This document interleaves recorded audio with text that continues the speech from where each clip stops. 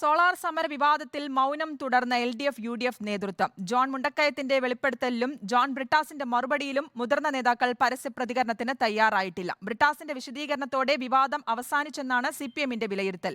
എന്നാൽ John മുണ്ടക്കയത്തിന്റെ വെളിപ്പെടുത്തലിൽ CPIM വിശദീകരണം നൽകണമെന്ന് തിരുവഞ്ചൂർ രാധാകൃഷ്ണൻ ആവശ്യപ്പെട്ടു. ഞങ്ങൾ ഇവിടെ യഥാർത്ഥത്തിൽ ഗവൺമെന്റുമായി ബന്ധപ്പെട്ട് നിൽക്കുന്നു. മറ്റൊരു പ്രതിപക്ഷ രാഷ്ട്രീയ പാർട്ടി അവരുടെ സ്ട്രാറ്റജി എന്താണെന്നുള്ളത് എനിക്കറിയില്ല. അവർക്ക് അതിന് സ്ട്രാറ്റജി ഉണ്ടാകാം. ആ സ്ട്രാറ്റജിയുടെ അടിസ്ഥാനത്തിൽ അവർ നീങ്ങിയിട്ടുണ്ടാകും. അതൊന്നും എനിക്കറിയില്ല. അതിൻ്റെ വിശദാംശങ്ങളിലേക്ക് ഞാൻ പോകുന്നതും ശരിയല്ല. അത് അവരുടെ പാർട്ടി എന്നുള്ള നിലയിൽ അവരെടുക്കേണ്ട തീരുമാനമാണ്. ആ തീരുമാനത്തെ സ്വാധീനിച്ചത് ആരാണ് എന്നുള്ളത് ആ പാർട്ടിയിൽപ്പെട്ടവരാണ് പറയുന്നത്. PR പ്രവീണ നൽകും വിശദാംശങ്ങൾ. പ്രവീണ, ഇതൊരു വലിയ വെളിപ്പെടുത്തലായിരുന്നു, അത് വിവാദമായിരിക്കുന്നു. പക്ഷെ അപ്പോഴും ഇതിൽ ഒരു മൗനം തുടരുന്നത് അവസാനിച്ചു എന്നാണോ LDFന്റെ വിലയിരുത്തൽ, CPMന്റെ വിലയിരുത്തൽ? എങ്ങനെയാണ് അവർ ഇതിനെ കൈകാര്യം ചെയ്യുന്നത്? ജോൺ ബ്രിട്ടാസിന്റെ മറുപടിയിലൂടെ ഇതെല്ലാം അവസാനിച്ചെന്ന് കരുതുന്നുണ്ടോ? അതായത് മറുപടി നൽകാതെ, ചോദ്യങ്ങൾക്ക് മറുപടി നൽകാതെ പോയാൽ ഒരു പക്ഷേ ഈ ഒരു ആരോപണത്തിന് കൃത്യമായ മറുപടി നൽകാതെ LDFന് മുന്നോട്ട് പോകാനാകും എന്നുള്ളതിനാണ്. ചോദ്യങ്ങൾ അവഗണിക്കുക, പതിവ് രീതിയിൽ വിവാദങ്ങൾ ഉണ്ടാകുമ്പോഴുണ്ടാകുന്ന ചോദ്യങ്ങൾ അവഗണിക്കുക എന്നുള്ള രീതിയാണ് ഇപ്പോഴും CPM പിന്തുടരുന്നത് എന്നുള്ളതാണ്.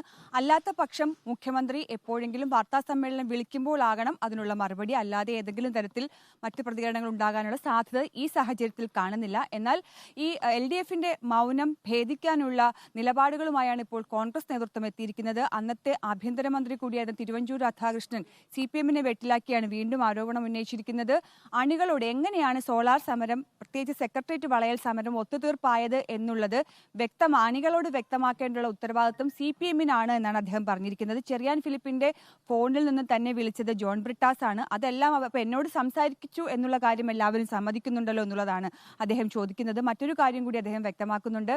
ഇത് സോളാർ സമരം അവസാനിപ്പിക്കുന്ന ബന്ധപ്പെട്ട് TP ചന്ദ്രശേഖരൻ വധക്കേസിന്റെ കേസുമായുള്ള ഏതെങ്കിലും തരത്തിൽ കണക്ഷൻ ഉണ്ടോ എന്നുള്ള ആരോപണം പൊതുവിൽ ഉയർന്നിരുന്നു. ആ സമരം ഒത്തുതീർപ്പാക്കിയാൽ ഈ TP വധക്കേസിലെ കാര്യങ്ങളുമായി സർക്കാർ ഇളവ് നൽകുമെന്നുള്ള ഏതെങ്കിലും തരത്തിലുള്ള ധാരണ ഉണ്ടാക്കിയോ എന്നുള്ള ചോദ്യത്തിന് അന്ന് UDF സർക്കാർ എടുത്ത നിലപാടുകൾ, പ്രതികൾക്കെതിരെ സ്വീകരിച്ച നടപടികൾ അത് കൃത്യമാണെന്ന് പിന്നീട് കോടതിയിലും ഒക്കെ തെളിഞ്ഞ കാര്യമാണ്.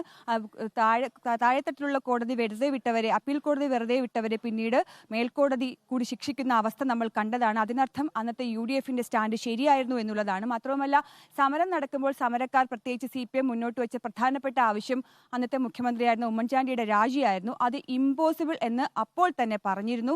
അതുകൊണ്ട് തന്നെ പിന്നീട് അത് നടക്കാതെ സമരം പിൻവലിക്കുമ്പോൾ തന്നെ UDF സർക്കാരിന്റെ നിലപാടാണ് ശരിയെന്ന് അന്ന് തന്നെ വ്യക്തമായതാണെന്നും ഇപ്പോൾ തിരുവഞ്ചൂർ രാധാകൃഷ്ണൻ പറയുകയാണ്. ഇനി മറുപടി പറയേണ്ടത് CPM ആണ്. പക്ഷേ ഈ വിവാദത്തോട് CPM ഇനി പ്രതികരിക്കാനുള്ള സാധ്യത വളരെ കുറവാണെന്ന് വേണം ഈ ഘട്ടത്തിൽ വിലയിരുത്താൻ.